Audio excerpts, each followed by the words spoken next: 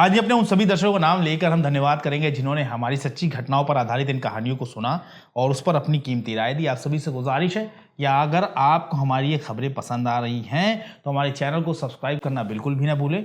फिलहाल एक नई कहानी, एक नई घटना की तरफ बढ़ते हैं। तुम्हारी लड़की के पेट में जिन का बच्चा है। ये बच्चा धीरे धीरे तुम्हारी बेटी को खा जाएगा। अगर बेटी को बचाना चाहते हो तो इस लड़की को मेरे पास लेकर आओ, मैं ठीक कर दूंगा।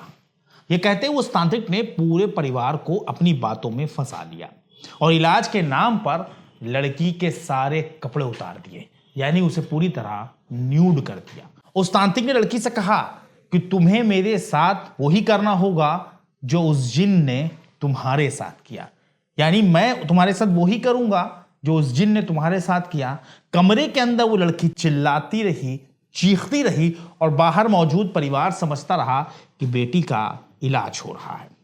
आज हम इसी सच्ची घटना के जरिए समझने की कोशिश करेंगे कि आखिर उस लड़की की गलती क्या होती है जो एक जिन उस पर आशिक हो गया और जिन ने कैसे उस लड़की के साथ संबंध बनाए, कैसे लड़की के पेट में जिन का बच्चा पलने लगा और कैसे उस तांत्रिक ने इलाज के नाम पर सब कुछ बर्बाद कर दिया। दरअसल ये सच्ची घटना यूपी के आगरा से आई है।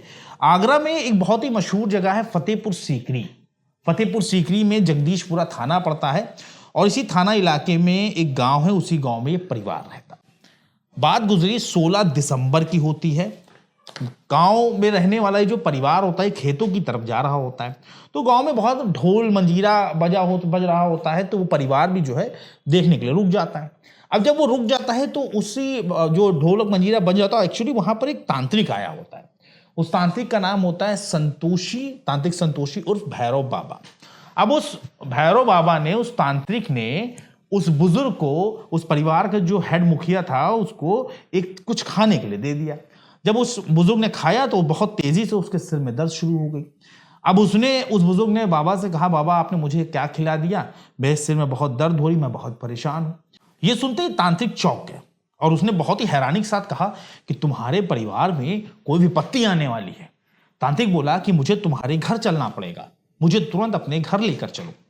कुछ ही देर में तांत्रिक जो है उस बुजुर्ग के साथ घर पहुंच जाता है। घर में जो है तांत्रिक कुछ देर मंत्र वगैरह पढ़ता है और मंत्र पढ़ने के बाद वो उन लोगों से, परिवार के लोगों से कहता है कि तुम्हारे घर में भूत प्रेत का साया है, जिसकी वजह से तुम सब परेशान रहते हो, तुम्हारी आर्थिक स्थिति भी ठीक नहीं है और इसके लिए जो है तुम लोगों को बड़ी मेहनत करनी होगी। अब ये कहते हुए तांत्रिक उठ के चल देता है।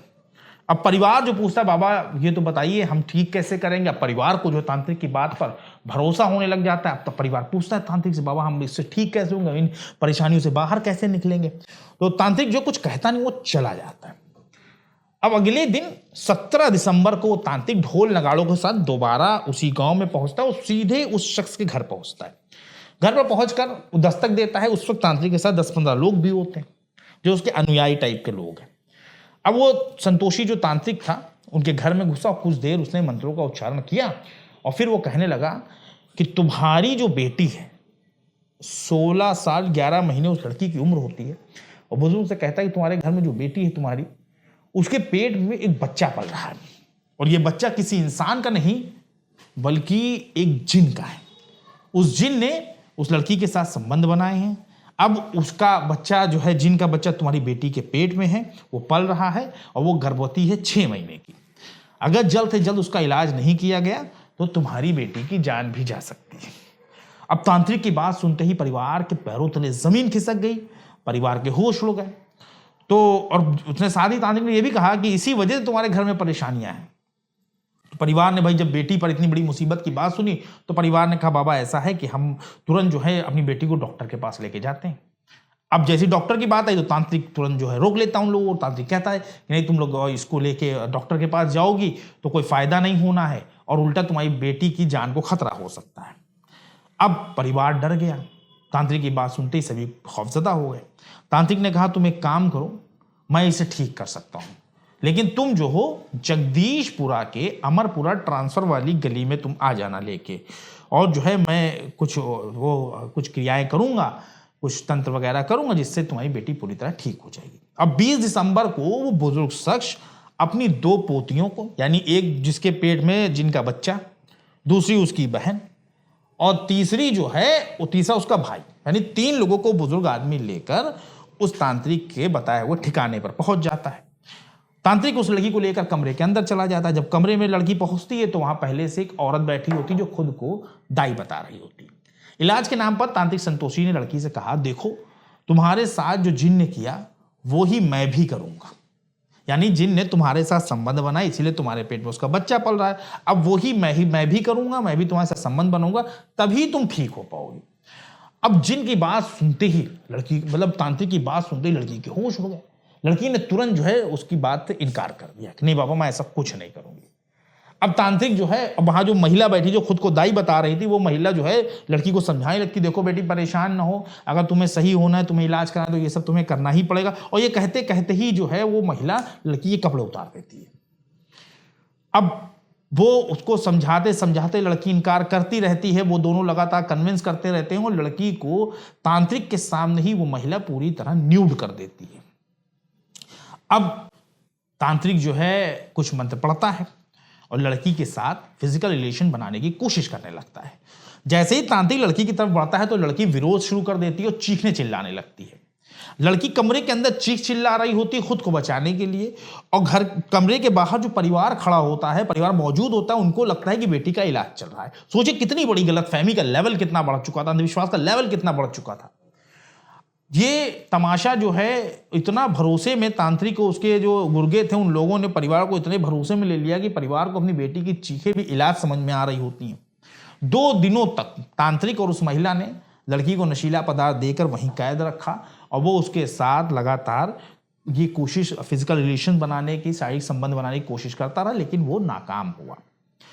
इसके बाद 2 दिनों के बाद उस लड़की को तांत्रिक ने छोड़ दिया और साथ ही तांत्रिक ने धमकी भी दी कि मैंने तुम्हारा एक अश्लील वीडियो बना लिया है, अगर तुमने बात किसी से ही बताई तो मैं उस वीडियो को वायरल कर दूंगा। अब ये बात सुनते ही लड़की के होश उड़ गए। लड़की तुरंत जो है अपने परिवार के पास पहुंचती है और चुपचाप परिवार से ये पूरी बात बताती है। बेटी की बात सुनते ही परिवार के भी होश उड़ जाते हैं। आनन फानन परिवार जगदीशपुरा थाने पहुंचा और तहरीर देकर तांत्रिक संतोषी के खिलाफ मुकदमा दर्ज कराया गया।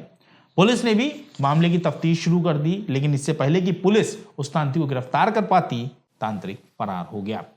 फिलहाल लड़की अपने घर में है, वो ठीक है, लेकिन काफी डरी हुई है और वो एक तरीके कह सकते मानसिक अवसाद में है, बहुत दबाव में है, क्योंकि जितना बड़ा कांड उसके साथ हुआ वो जाहिर सी बात है अपने आप में बहुत हैरान करने वाला है, बहुत ही ज़्यादा चौंकाने वाला है। आप सभी से गुजारिश है कि इस तरह की चीज़ों में, इस तरह के अंधविश्वास, जिन, भूत, प्रेत, इन सभी से, इस तरह के अंधविश्वास से खुद को महफूज रखिए।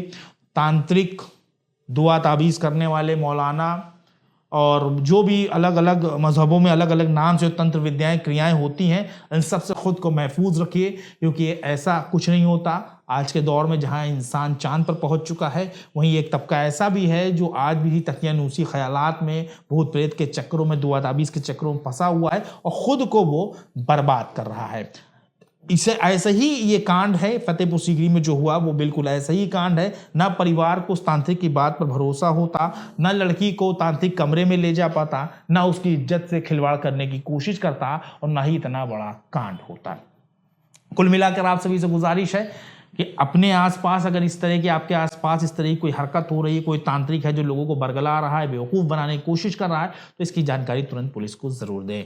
अब हमारे उन दर्शकों का नाम जिन्होंने हमारे इन कहानियों को सुना और उस पर अपनी कीमती राय दी। इस लिस्ट में सबसे पहला नाम है विवेक कुमार का। विवेक कुमार मौर्य लखनऊ से ताल्लुक़ रखते हैं। उसके बाद बहराइच ज़िले से आज़ाद अहमद हैं और हरदोई मल्लावा से नूर आलम। आप सभी का बहुत बहुत शुक्रिया इस तरह सपोर्ट बनाए रखने के लिए, हमारी खबरों को देखने के लिए और उस पर कीमती कमेंट करने के लिए।